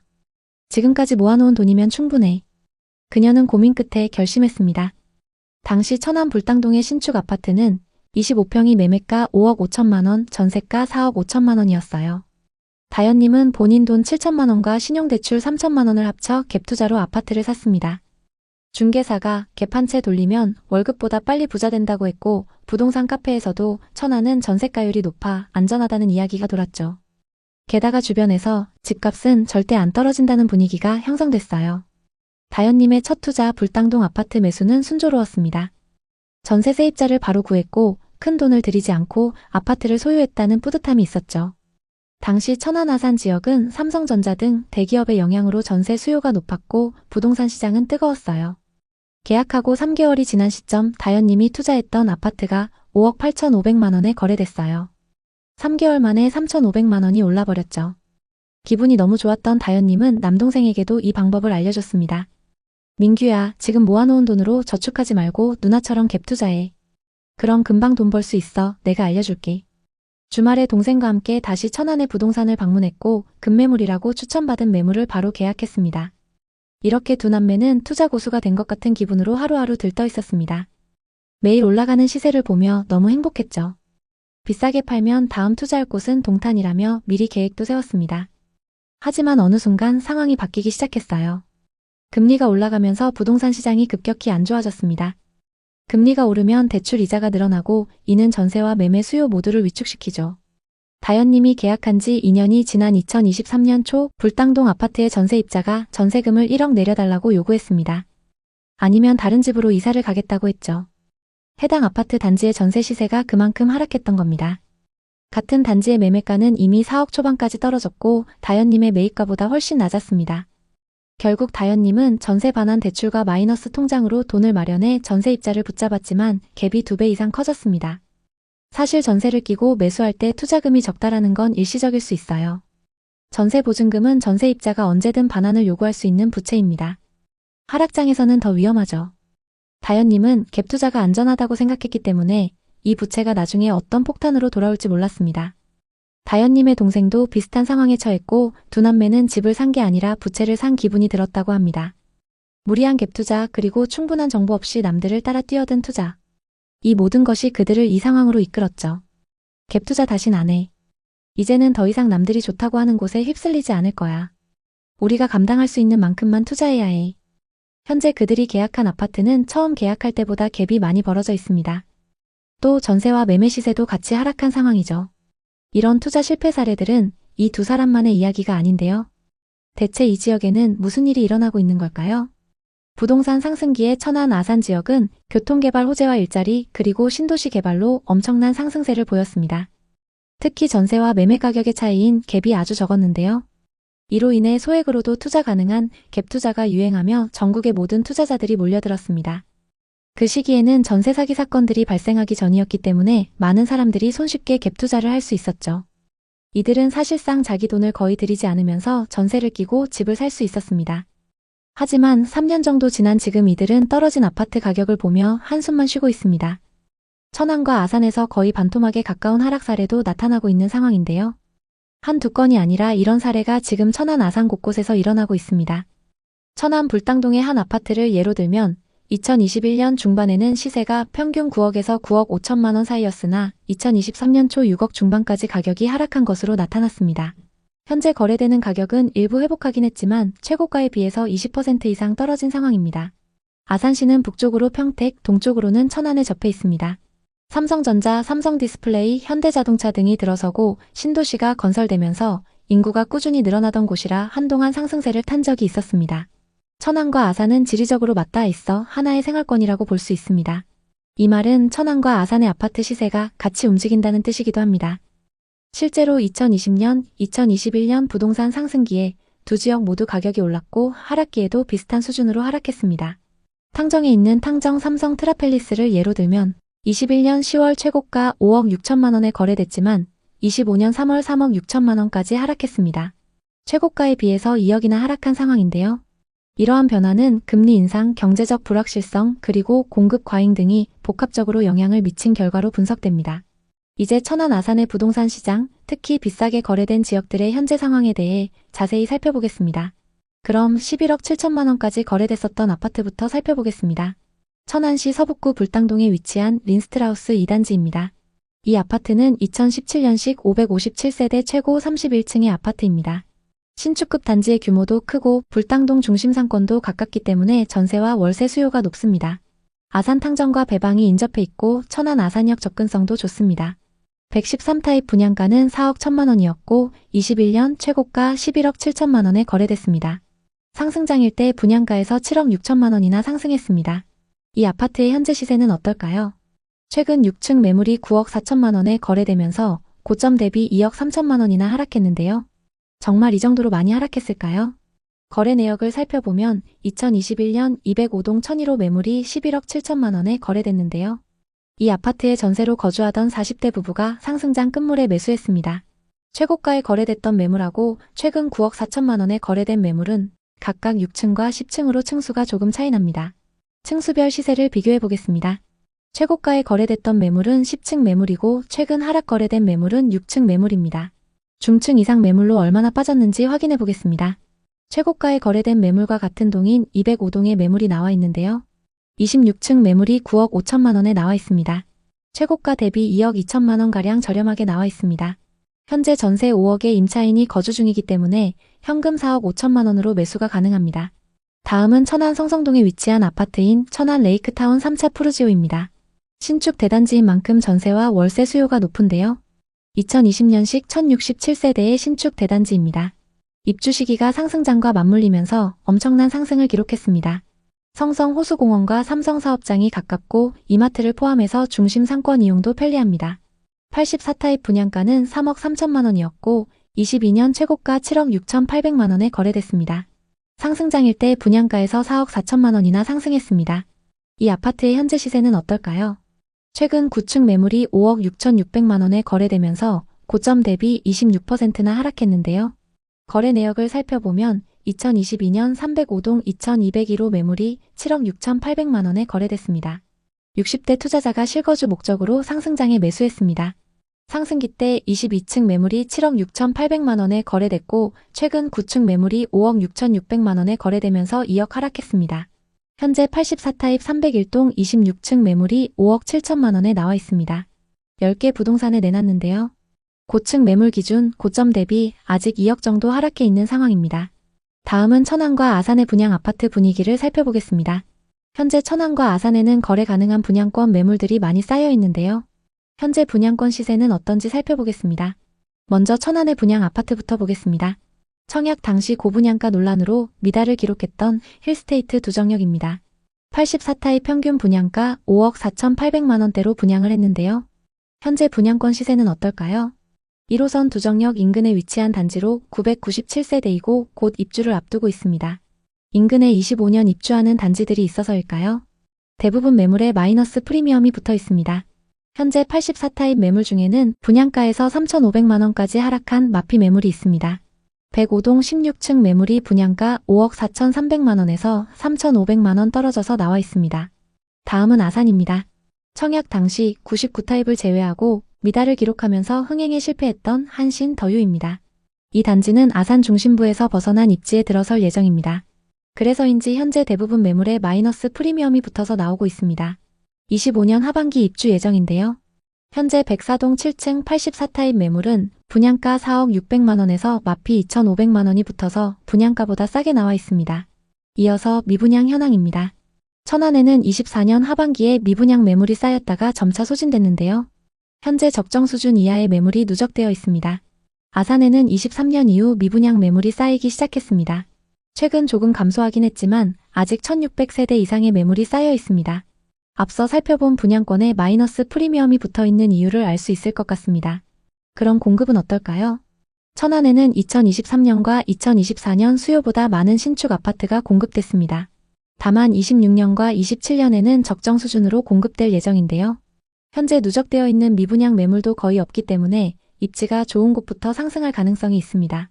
아산에는 27년까지 수요보다 많은 아파트가 공급될 예정입니다. 현재 누적되어 있는 미분양 매물이 소진되려면 시간이 꽤 걸릴 것 같습니다. 전세와 매매 가격 지수는 천안 서북구와 아산의 전세 지수가 눈에 띄는데요. 매매 지수는 좀처럼 반등의 기미가 안 보이지만 전세 지수 상승폭이 커지고 있습니다. 전세 가격 상승폭이 커지면서 매매 가격과 격차가 좁아지고 있는 상황입니다. 다만 천안 동남구의 경우 전세 가격이 상승하다가 하락세로 접어들었는데요. 이 지역은 전세 가격 흐름을 조금 더 지켜보시는 게 좋습니다. 천안과 아산은 인프라가 좋아질 가능성이 높아서 더 하락하기보다는 일정 시점에 반등할 거라는 전망도 있습니다. 반대로 아직 하락장이 끝나지 않았고 2026년쯤 돼야 금리나 경기 흐름이 안정되지 않겠냐는 의견도 많습니다.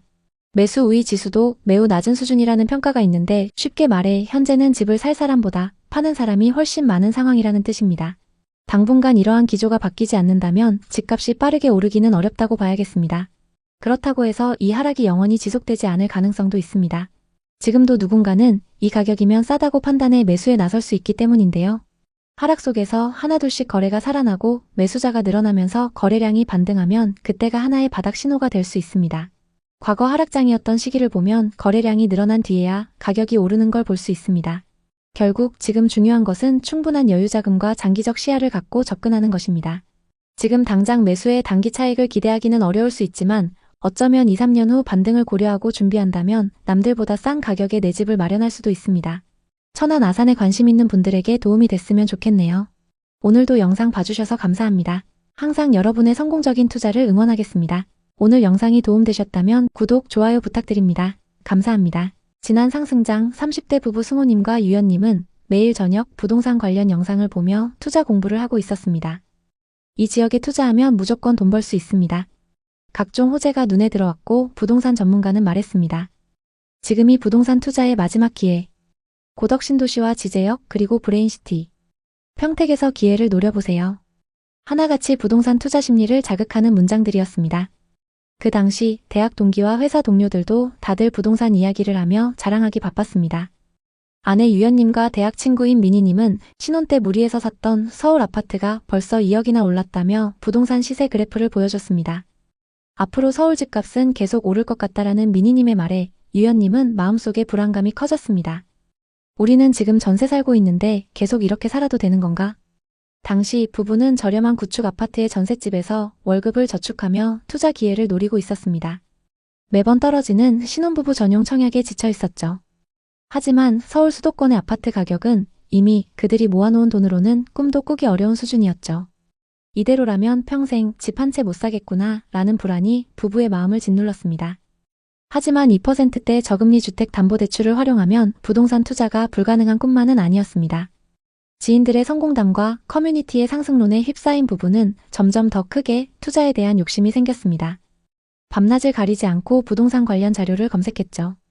수도권 구축 급매, 부동산 투자 방법, 소액 투자. 머릿속은 온통 부동산으로 가득했습니다. 그러던 중 유튜버의 말 한마디가 부부의 투자 심리를 자극했습니다. 지금 갭 투자로 시드머니를 늘리고 갈아타기를 하면서 점점 서울 쪽으로 이동하세요. 어느 토요일 저녁 부부 동반 모임에 나갔습니다. 오랜만에 만난 지인들과 술잔을 기울이며 이런저런 이야기를 나누던 중 한 부부가 자신만만하게 말을 꺼냈죠. 요즘 오산이랑 평택 쪽 부동산이 핫해요. 서울에서까지 와서 사더라고요. 저희도 그쪽에 투자해서 2년 만에 3억 정도 번 것 같네요. 그 말은 이들의 귀에 쏙 박혔습니다. 갭 투자하면 투자 금액도 별로 안 들어가요. 어차피 전세 가격도 계속 올라서 걱정할 것도 없어요. 전세 끼고 사뒀다가 집값이 오르면 팔고 더 좋은 집을 살 수 있다니. 이건 기회 같았죠. 그들은 결심했습니다. 그래, 갭 투자라면 우리도 할 수 있어. 부부는 수도권 근교, 특히 경기 남부, 동탄이나 평택, 오산 위주로 매물을 살펴봤습니다. 서울에서 그렇게 멀지 않고 잘 아는 지역들이었죠. 그들은 주말마다 부동산 중개업소와 분양 홍보관을 돌며 정보를 모았습니다. 그러던 중 한 부동산 사장이 자신감 넘치는 목소리로 말했습니다. 평택은 앞으로 경기도를 대표하는 도시가 됩니다. 지금 전세 끼고 사면 소액으로도 아파트 한 채 살 수 있어요. 2년 뒤엔 최소 2억은 오릅니다. 평택은 앞으로 동탄처럼 오릅니다. 곧 신도시가 완성되고 삼성이 확장하면 더 뜰 거예요. 다른 직원도 자신감 넘치는 목소리로 말했죠. 사장님, 이 매물은 진짜 마지막이에요. 아직도 저렴한 거예요. 절대 후회 안 하십니다. 부부는 마지막이라는 말에 마음이 급해졌습니다. 소액으로 살 수 있고 앞으로 2년 안에 크게 오른다는 말. 그들은 머릿속으로 고민에 빠졌습니다. 혹시라도 문제될 게 있나? 부동산에서는 계속 그들을 설득했어요. 두 분에게 딱 어울리는 매물이에요. 이 금액으론 이제 못 사요. 집으로 돌아와 해당 아파트를 검색해봤죠. 각종 블로그나 기사에서도 오른다는 얘기가 한창이었습니다. 결국 부부는 확신을 갖게 됐습니다. 평택의 신축 아파트는 매매가가 4억 3천만 원, 전세는 2억 9천만 원이었습니다. 갭은 1억 4천만 원이었죠. 부부는 저축 6천만 원, 신용대출 3천만 원, 청약 통장에 들어있던 돈, 그리고 부모님께 빌린 돈까지 합쳐 총 1억 4천만 원의 자금을 마련했습니다. 이를 기반으로 평택의 아파트를 갭투자로 계약했습니다. 1억 4천만 원으로 4억이 넘는 집을 샀다는 게 뿌듯했습니다. 계약서를 쓰는 순간 부부는 우리도 드디어 부동산 투자자가 됐다는 생각에 가슴이 벅찼습니다. 2022년은 부부에게 뭐든 되는 해였습니다. 그 시기 평택 부동산 시장은 가장 핫했고 그들이 투자한 아파트는 가격이 치솟았습니다. 계약한 지 2달 만에 4억 5천만 원의 매매 거래가 진행됐죠. 한 달에 1,000만 원씩 번 기분이 들어서 너무 행복했습니다. 이 소식을 들은 부모님들도 기뻐하셨죠. 부부는 매일 부동산 앱에서 시세를 캡처하며 행복했습니다. 호가는 어느새 5억을 넘었고 탑층 매물은 7억까지도 올라왔습니다. 그들은 부부 동반 모임에서 이렇게 자랑하곤 했습니다. 이제 앞으로 평택 아파트는 계속 오를 거야. 너희들도 얼른 투자해. 친구들은 부러워했고 부부는 확신에 차 있었습니다. 다음 계획을 세우며 행복했습니다. 우리 이 아파트를 비싸게 팔아서 시세 차익을 만들고 동탄의 20평대 아파트로 갈아타자. 마치 부동산 고수가 된 것 같은 느낌이었고 블로그도 개설해 부동산 투자 스토리를 작성하기도 했습니다. 그뿐만 아니라 상승장은 부부의 소비 패턴도 완전히 바꿨습니다. 집값이 오르면서 마치 부자가 된 듯한 착각에 빠졌죠. 집으로 매달 1,000만 원씩 버는데 이 정도쯤이야 라는 생각으로 쇼핑도 자주 하고 거의 매일 외식을 했죠. 아직 시세 차익을 본 것도 아니었는데 올라가는 숫자만 보고 부부는 이미 돈을 번 것처럼 행동했던 거죠. 매달 늘어가는 카드값을 볼 때마다 조금씩 불안했지만 어차피 집값이 오르면 다 해결될 거기 때문에 큰 문제 없을 거라 생각했습니다. 주말마다 스크린 골프와 명품 쇼핑을 즐기며 성공한 투자자라고 느꼈습니다. 하지만 이 모든 소비는 그들의 재정 상황을 점점 더 악화시키고 있었습니다. 불과 몇 달 만에 금리 인상으로 전세와 매매 금액이 동반 하락하기 시작했습니다. 전세 대신 월세가 늘어났고 그에 따라 부부가 계약한 아파트의 전세 시세도 급락했습니다. 전세입자가 전세금 5천만 원을 낮춰달라고 요구했죠. 마이너스 통장 대출에 고금리 대출로 5천만 원을 겨우 구해 전세 재계약을 진행했습니다. 더 나쁜 소식은 4억 3천만 원에 계약했던 아파트의 시세가 2억 9천만 원까지 하락했다는 겁니다. 이자 폭탄을 맞으면서 순식간에 1억 5천만 원을 날려버린 셈이었죠. 2025년 5월 동일 타입의 거래 금액은 2억 8천만 원이었습니다. 부부는 아직도 1억 5천만 원 손해 중입니다. 결국 갭 투자로 시세 차익을 보려던 계획은 완전히 틀어졌고 언제 본전까지 회복할지도 알 수 없는 상황입니다. 평택과 인접해 있는 오산의 상황도 비슷합니다. 역 주변 단지들도 하락세를 면치 못하고 있는데요. 먼저 평택과 오산에서 상승률이 가장 높았던 아파트들의 시세 변화를 구체적으로 살펴보겠습니다. 오산대역 인근의 대표 단지인 오산대역 세교자이 84타입은 2021년 최고가 7억 3,500만 원에 거래되었지만 2025년 4월 기준 약 5억 5,700만 원으로 떨어졌습니다. 무려 2억 원 가까이 하락한 셈입니다. 이 단지는 2018년에 준공된 역세권 신축 아파트임에도 불구하고 고점 대비 큰 조정이 이루어졌습니다.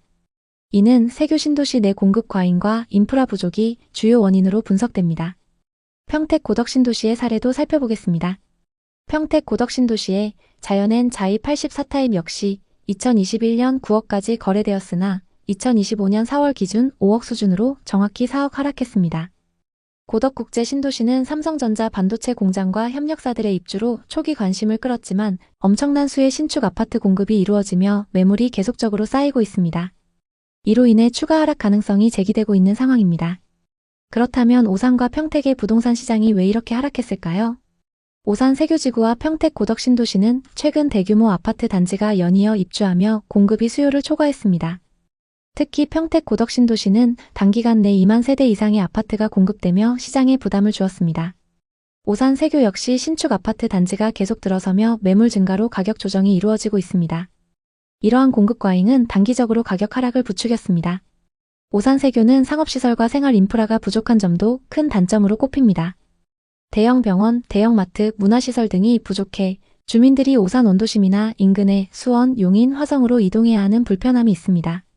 예를 들어 세교지구 주민들은 대형 병원을 가기 위해 차로 3, 40분 거리를 이동해야 합니다. 평택 고덕 신도시도 비슷한 문제를 안고 있습니다. 고덕 중심부는 상업시설과 병원이 점차 확충되고 있지만 외곽 지역은 여전히 인프라가 미비합니다. 이는 주거 편의성을 떨어뜨리고 수요가 고덕 중심지로만 몰리는 양극화 현상을 낳고 있습니다. 또 오산과 평택은 수원, 광교, 용인, 화성, 동탄 등 인근 도시들과 치열한 경쟁을 벌이고 있습니다. 특히 광교와 동탄은 교통, 교육, 상업, 의료 등 인프라가 잘 구축되어 있어 젊은 층과 신혼부부들에게 인기가 많습니다. 반면 오산과 평택은 상대적으로 인프라가 덜 발달해 경쟁력이 떨어지고 이로 인해 부동산 시장 회복이 더딘 상황입니다. 물론 좋은 점도 있습니다. 오산 세교지구는 깔끔한 신도시 환경과 가성비 좋은 아파트로 주목받고 있습니다. 현재 세교지구에는 자이, 힐스테이트, 레미안 등 브랜드 아파트가 다수 입주해 있으며 가격은 여전히 매력적입니다. 예를 들어 세교지구의 국민평형 아파트는 현재 4억에서 5억대의 매물로 나오고 있습니다. 이는 인근 수원이나 용인, 동탄에 비해 훨씬 합리적인 가격입니다. 그리고 세교지구의 상가 공실률은 놀라울 정도로 낮습니다. 이는 임대료가 상대적으로 저렴하고 주민들이 지역 내에서 소비하며 활발히 생활하고 있다는 증거입니다. 오히려 광교나 동탄의 상권은 활성화에 어려움을 겪고 있어 세교의 상권이 상대적으로 안정적임을 알 수 있습니다. 한 30대 신혼부부는 초등학교와 유치원이 도보거리에 있어 아이 키우기에 정말 좋아요. 동네가 조용하고 공기도 맑아서 만족스럽습니다. 라고 전했습니다. 하지만 의료와 상업시설 부족은 공통된 불만이었습니다. 50대 주민부는 무릎 통증 때문에 물리치료를 받으려면 시내까지 40분씩 걸려요. 대형 병원이 없어서 아쉬워요. 라고 토로했습니다. 다만 희망적인 소식도 있습니다. 오산시는 세교지구 내 대형 메디컬 센터와 복합상업시설을 2026년까지 완공할 계획을 발표했습니다. 또 다른 주민은 곧 병원이 들어온다고 들었어요. 상가가 더 활성화되면 좋을 것 같아요. 라며 기대감을 드러냈습니다. 세교지구의 한 부동산 사무소에서 만난 김모 공인중개사는 세교는 오산의 강남이에요. 오산천이 흐르고 동탄과 용인으로의 교통 접근성이 좋아 젊은 층이 많이 찾죠. 라고 말했습니다. 현재 아파트 거래는 다소 주춤하지만 4억 5억 원대의 적정 가격 매물은 빠르게 소진되고 있다고 했는데요. 그분은 집값이 급등하지 않고 물가 상승분 정도만 반영돼 실수요자들에게 좋은 기회예요. 장기적으로 인프라가 개선되면 가치가 더 오를 겁니다. 라며 상승을 전망했습니다. 평택은 오산과 달리 글로벌 기업들이 몰려드는 산업 중심지입니다. 고덕 신도시를 중심으로 삼성전자 반도체 공장과 협력사들의 입주가 이어지며 일자리 창출이 꾸준합니다. 고덕 신도시 내 30평대 아파트는 현재 4~5억대에 거래되며 오산 세교와 비슷한 가성비를 자랑합니다. 하지만 외곽 지역은 교통과 인프라 부족으로 수요가 고덕 중심지로 몰리는 양극화 현상이 두드러집니다. 사실 고덕 신도시 외곽 지역은 상업시설과 병원이 부족해 많은 주민들이 불편을 호소하고 있습니다. 예를 들어 고덕 외곽의 한 주민은 마트나 병원을 가려면 차로 2~30분을 이동해야 해요. 중심지로 가야 모든 걸 해결할 수 있어 불편하죠 라고 말했습니다. 하지만 평택시는 고덕 신도시 내 상업지구 개발을 가속화하고 있으며 2027년까지 대형 쇼핑몰과 병원 유치를 계획 중입니다. 이는 지역의 생활 편의성을 높이고 부동산 시장 회복의 키가 될 것입니다. 평택의 가장 큰 강점은 반도체 산업의 성장입니다. 최근 좀 주춤하고 있지만 삼성전자는 고덕 신도시에 대규모 투자를 이어가고 있으며 2030년까지 추가 공장 증설을 계획하고 있습니다. 이는 고용 창출과 인구 유입으로 이어져 부동산 시장에 긍정적인 영향을 줄 가능성이 큽니다. 한 부동산 전문가는 고덕 신도시는 반도체 산업의 중심지로 장기적으로 안정적인 수요가 예상됩니다. 인프라만 보완된다면 가격 반등 가능성이 높아요. 이렇게 전망했습니다. 오산 세교와 평택은 입지와 성장 가능성, 호재 등 여러 측면에서 각자 다른 메리트를 갖고 있습니다. 오산 세교는 깔끔한 신도시 환경과 합리적인 가격으로 신혼부부와 젊은 층에게 사랑받고 있습니다. 평택은 반도체 산업의 성장으로 장기적인 투자 잠재력을 보유하고 있죠. 하지만 두 지역 모두 생활 인프라 부족이라는 공통된 과제를 안고 있습니다. 오산시는 세교지구 내 병원과 상업시설 확충을 통해 이 문제를 해결하려 하고 있으며 평택은 고덕 신도시의 상업지구 개발과 교통망 확충에 힘쓰고 있습니다. 예를 들어 오산시는 2026년까지 세교지구에 대형 메디컬 센터와 복합 쇼핑몰을 완공할 계획이며 평택시는 고덕 신도시와 평택 원도심을 연결하는 트램 도입을 검토 중입니다. 이러한 인프라 개선은 두 지역의 부동산 가치를 높이는 계기가 될 것입니다. 오산 세교와 평택은 가성비 좋은 부동산과 성장 가능성을 동시에 갖춘 지역입니다. 현재의 가격 하락은 공급 과잉과 인프라 부족에서 비롯되었지만 두 지역 모두 이를 해결하기 위한 적극적인 개발 계획을 추진 중입니다. 이럴 때일수록 개발 진행 상황과 부동산 지표를 계속적으로 체크하시는 게 좋습니다. 지금 오산과 평택 부동산에 관심 있는 분들께 드리는 조언은 신중함입니다. 과도한 대출로 무리하게 매수하는 것은 위험하며 입지가 좋은 지역과 호재 진행 상황을 철저히 분석해야 합니다. 지금은 시장을 관망하면서 자본과 실력을 늘려야 할 때입니다. 앞으로도 오산과 평택을 포함한 부동산 시장의 최신 현황을 빠르고 정확하게 전달하겠습니다. 오늘 영상이 도움이 되셨다면 구독과 좋아요 부탁드립니다. 여러분의 성공적인 부동산 투자를 항상 응원합니다. 감사합니다. 2021년 초 동탄 호수공원 근처의 아늑한 카페. 다혜 씨는 은행 동료들과 함께 커피를 마시며 웃음소리가 가득한 모임을 즐기고 있었습니다. 동탄 신도시의 은행에서 근무하는 6년차 은행원으로 꽤 높은 연봉을 받으며 안정적인 삶을 꾸려가던 그녀였죠. 고객들의 재무 상담을 도우며 숫자와 계획 속에서 하루를 보내는 그녀의 일상은 체계적이었지만 마음 한구석에는 부동산 투자를 통해 경제적 자유를 얻고 싶다는 꿈이 자리 잡고 있었습니다. 커피 한 모금을 마시며 동료들의 이야기를 듣던 중 한 동료가 동탄 부동산에 투자해 큰 수익을 냈다는 자랑을 늘어놓았습니다. 동탄역 근처 아파트 2년 만에 3억 올랐어. 라는 그녀의 말에 다혜 씨의 마음은 초조함으로 물들었습니다. 나만 뒤처지는 건 아닐까? 그녀는 다가오는 전세 계약 만료를 떠올리며 불안감이 더 커졌죠. 동탄 신도시의 전세 아파트에서 지내던 그녀는 은행에서 남의 돈만 관리하며 살다 보면 내 꿈은 언제 이루지? 라며 한숨을 내쉬었습니다. 다혜 씨는 커피잔을 내려놓으며 결심했습니다. 부동산 공부를 시작하고 작은 투자부터 도전해보자고. 그녀는 그날부터 부동산 투자 관련 자료들을 검색하기 시작했습니다. 블로그, 유튜브, 커뮤니티와 부동산 투자 관련 서적까지. 그녀는 초조함 속에서도 새로운 꿈을 향한 설렘이 동시에 느껴졌습니다. 당시 뉴스에서는 전세 사기와 임차인들 피해 사례가 끊임없이 보도되었습니다. 동탄의 전세 보증금은 매달 치솟았고 그녀가 2년 전 계약했던 금액은 이제 터무니없어 보였습니다. 그녀는 책상 위 다이어리에 단호한 결심을 적었습니다. 올해 안에 꼭 내 집을 마련한다. 전세는 더 이상 안전지대가 아니다. 동탄은 그녀에게 단순한 주거지가 아니었습니다. 5년간 정든 이곳에서 그녀는 직장과 가까운 편리함, 호수공원의 산책로, 그리고 깨끗한 신도시 인프라를 즐겼습니다. 하지만 전세 시장의 불확실성은 그녀를 점점 더 압박했죠. 2021년 3월 동탄 이신도시의 부동산 시장은 무섭게 상승하고 있었습니다. 전세 금액이 몇 달 사이 수천만 원씩 급등하며 임차인들의 숨통을 조였습니다. 다혜 씨가 거주하던 아파트의 전세 보증금은 2억 9천만 원에서 3억 후반으로 치솟았습니다. 집주인은 재계약을 논의하며 3억 8천만 원을 요구했습니다. 추가로 필요한 돈은 모았던 현금과 대출로 마련할 수 있었지만 다혜 씨는 매일 고민했습니다. 이러다 계속 전세만 살게 되는 거 아닌가? 저 정도 금액이면 내 집을 마련하는 게. 그녀의 불안은 단순한 집 걱정이 아니었습니다. 동탄은 그녀가 5년간 정든 곳이고 이곳에서의 삶을 즐겼습니다. 하지만 전세 시장의 불확실성은 그녀를 점점 더 옥죄었죠. 그녀는 동료들과의 점심시간, 가족과의 전화통화에서도 부동산 이야기에 몰두했습니다. 당시 부동산 투자로 돈을 번 주변 사람들이 많았기 때문에 내 집 마련의 꿈이 더욱 커졌습니다. 또 유튜브와 부동산 카페는 매일같이 영끌 투자를 부추기는 콘텐츠로 넘쳐났습니다. 지금 사지 않으면 영원히 기회가 없다는 메시지가 그녀의 머릿속을 맴돌았습니다. GTX 호재, 반도체 산업 확장, 젊은 인구 증가 같은 호재는 동탄을 경기 남부의 대장으로 포장했습니다. 다혜 씨는 매일 밤 부동산 앱을 열어 시세를 확인하며 잠들었습니다. 그녀는 동탄의 아파트 가격이 오르는 것을 보며 매수를 하지 않으면 영원히 뒤처질 것 같은 불안에 휩싸였습니다. 친구들과의 모임에서도 동탄은 지금이 마지막 기회야, 이런 말이 오갔습니다. 특히 가장 친한 친구였던 수진 씨가 동탄에 신혼집을 마련하면서 이미 1억 이상 벌었다고 자랑했는데요.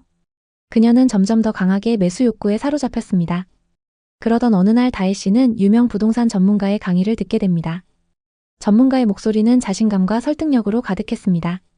그는 동탄의 미래를 장밋빛으로 그리며 단언했죠. 동탄역 주변 84타입 아파트가 지금 10억? 3년 뒤에는 15억까지 갑니다. 지금 금리가 2%대인데 월 이자 얼마 안 됩니다. 집값이 오르면 그 이자쯤이야 문제없죠. 다혜 씨는 고개를 끄덕이며 그의 말에 빠져들었습니다. 그는 대출을 활용한 매수가 얼마나 쉬운지 그리고 동탄의 미래가 얼마나 밝은지를 강조했습니다. 은행원이었던 그녀는 대출에 대한 이해도가 높았기 때문에 더 쉽게 설득됐죠. 이후 다혜 씨는 매수를 위해 매일 임장을 다니며 아파트를 골랐고 치밀하게 자금 계획을 짰습니다. 아파트는 동탄 이신도시 끝쪽에 기흥 IC 인근 22평 아파트로 선택했습니다. 입지가 조금 떨어지긴 했지만 평형과 금액이 합리적이었기 때문에 최적의 조건이었습니다. 매수 가격은 5억 4,900만 원. 6년차 은행원으로 안정적인 수입을 얻고 있던 그녀는 기존의 보증금과 담보대출을 최대한 활용하기로 했습니다. 그녀는 특판 금리와 대출 한도를 확인하고 신용대출과 주택담보대출의 조건을 꼼꼼히 비교했습니다. 몇 주에 걸친 설계 끝에 그녀는 최종 자금 계획을 세웠습니다. 이 중 자기 자본은 1억 5천만 원, 담보대출은 3억 4,900만 원, 그리고 모자란 돈 5천만 원은 부모님께 증여받았습니다. 이를 통해 그녀는 2019년식 22평형 아파트를 매수할 수 있었습니다. 매달 갚아야 할 이자는 주담대 64만 원이었습니다. 이 금액은 그녀의 월급에서 적은 비중을 차지했기 때문에 상승장의 열기 속에서 그녀는 이 정도는 감당할 수 있다고 생각했습니다. 2021년 중순 다혜 씨는 계약서에 사인했습니다. 잔금을 치르는 날 부동산 중개인은 따뜻한 미소로 그녀를 맞았습니다. 축하드립니다, 고객님. 이제 집주인이에요. 동탄은 앞으로 더 오를 거예요. 좋은 선택하셨어요. 다혜 씨는 떨리는 손으로 이체 버튼을 눌렀습니다. 전 재산이 빠져나가는 순간 그녀의 심장은 쿵쾅거렸습니다. 하지만 그 순간의 불안은 곧 기대감으로 덮였습니다. 집주인이 됐다는 사실, 그리고 동탄의 밝은 미래를 상상하며 그녀는 미소 지었습니다. 새 집에 이사하는 순간 그녀는 새로운 삶이 시작될 것이라 믿었습니다. 그녀는 집에 돌아와 가족에게 전화를 걸어 기쁜 소식을 전했습니다. 드디어 내 집이 생겼어. 그녀의 목소리에는 설렘과 기대가 가득했죠. 매수 후 몇 달 동탄 부동산 시장은 거침없이 상승했습니다. 매수한 지 몇 개월 만에 같은 아파트 22평이 6억까지 올랐습니다. 다혜 씨는 올라가는 시세를 볼 때마다 가슴이 뛰었습니다. 내가 5억 4,900만 원에 샀는데 지금 6억이라니. 벌써 5천만 원이나 벌었네. 그녀는 매일 아침 부동산 앱을 열어 시세를 확인했습니다. 같은 단지의 호가가 올라갈 때마다 그녀는 자신의 선택이 옳았음을 확신했죠. 친구들과의 모임에서도 그녀는 부동산 이야기를 꺼내며 미소 지었습니다. 동탄은 진짜 대박이야. 지금 안 사면 후회할 거야. 그녀의 말에는 확신이 가득했습니다. 상승장은 다혜 씨의 소비 패턴도 완전히 바꿨습니다. 집값이 오르면서 그녀는 자신이 부자가 된 듯한 착각에 빠졌죠. 집으로 5천만 원을 벌었는데 이 정도쯤이야. 라는 생각으로 해외여행도 자주 다니고 주말엔 골프장에 다니기 바빴습니다. 그녀는 신용카드 명세서를 볼 때마다 잠시 불안했지만 집값이 더 오르면 다 해결될 거야 라며 스스로를 다독였죠. 새로운 옷을 사고 고급 레스토랑에서 식사를 하며 자신이 성공한 투자자라고 느꼈습니다. 하지만 이 모든 소비는 그녀의 재정을 점점 더 취약하게 만들고 있었습니다. 2022년 말부터 금리가 급등했고 다혜 씨가 받은 변동금리 주택담보대출의 이자도 덩달아 치솟았습니다. 주담대 금리는 4.73%로 뛰었고 월 이자는 137만 원으로 늘었습니다. 매달 나가는 이자와 관리비, 각종 카드값은 그녀의 생활을 어렵게 만들었습니다.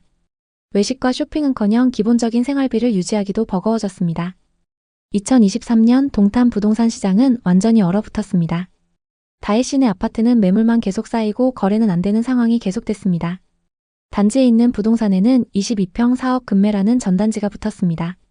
다혜 씨가 5억 4,900만 원에 매수한 아파트는 4억에도 거래가 안 되고 있었죠. 잠들기 전 폭락이라는 단어가 그녀의 머릿속을 맴돌았습니다. 그녀는 매일 밤 부동산 커뮤니티를 들여다봤지만 이제는 상승이 아니라 하락이라는 글들만 올라오고 있었습니다.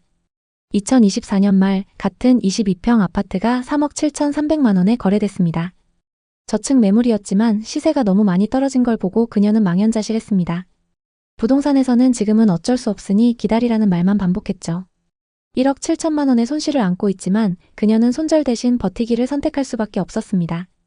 기다리면 오르겠지. 동탄이 요즘 분위기가 좋다니까 곧 오를 거야. 2025년 4월 다혜 씨네 집과 같은 층 매물이 4억 2천만 원에 거래됐습니다.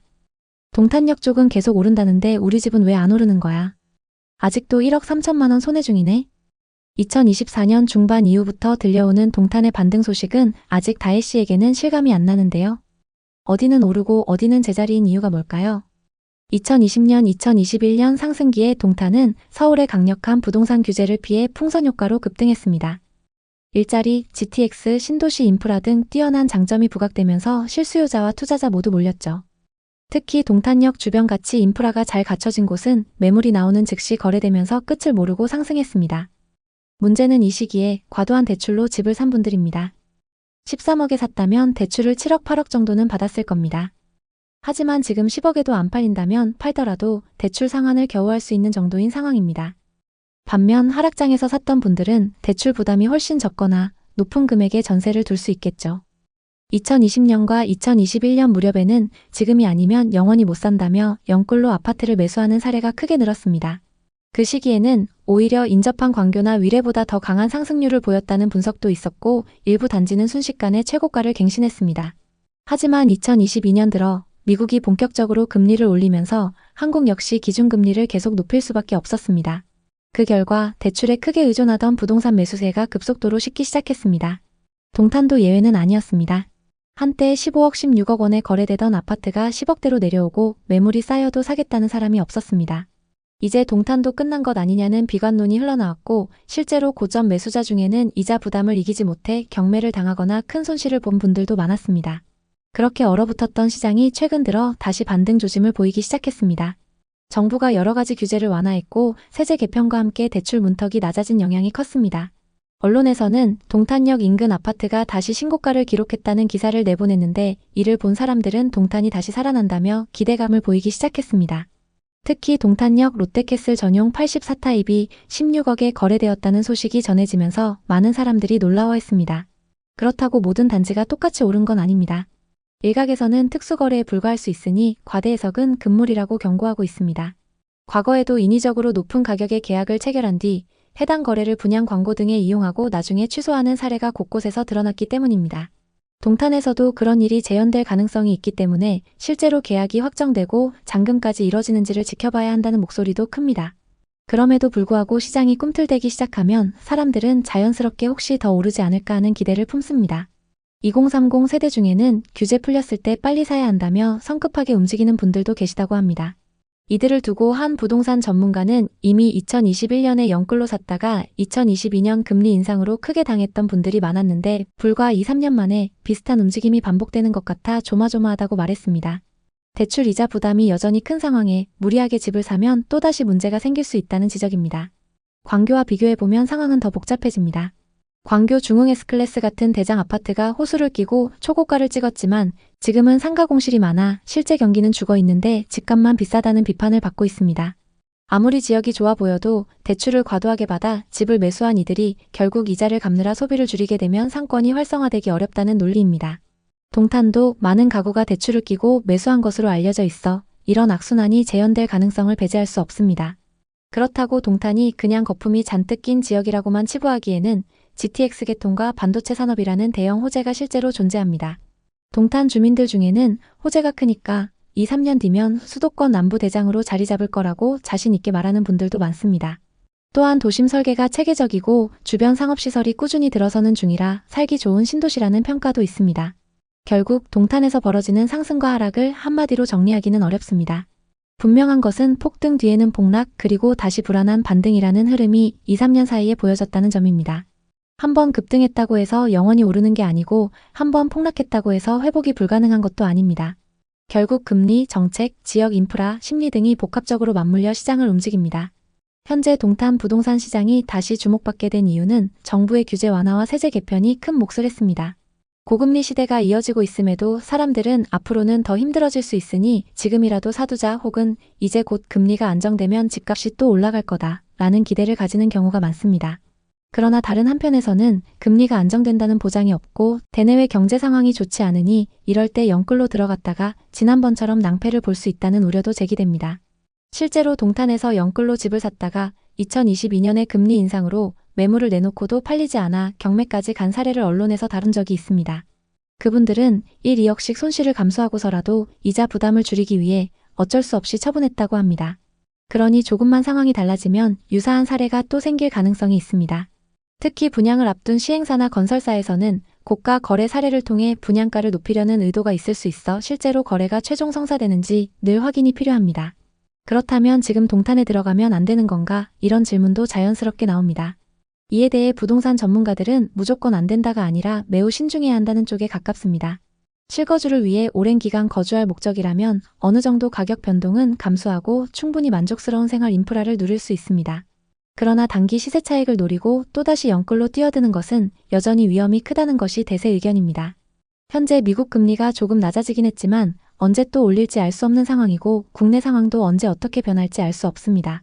결국 동탄의 현재 상황은 한국 부동산 시장이 안고 있는 전반적인 문제들을 보여준다 해도 과언이 아닙니다.